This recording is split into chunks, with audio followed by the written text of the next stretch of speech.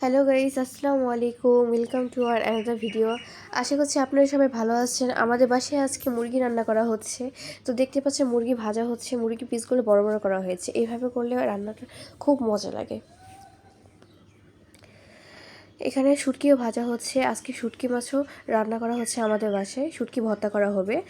প্রায় দেখেন মুরগির এক সাইডগুলো প্রায় হয়েই গিয়েছে পিসগুলোর। এবার হচ্ছে অন্য একটি ফ্রাই প্যানে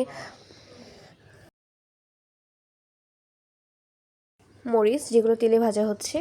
এরপর দেখেন প্রায় শুটকি প্রায় হয়েই এসেছে।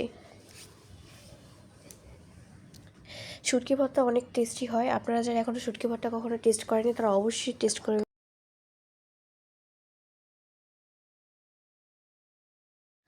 এরপর পেঁয়াজ ভাজার ভিতরে হলুদ, গুঁড়া ঝাল এবং জিরার গুঁড়া দেওয়া হচ্ছে। এরপর হচ্ছে আদা রসুন পিষে দেওয়ার পরে সুন্দর করে মিক্স করা হবে।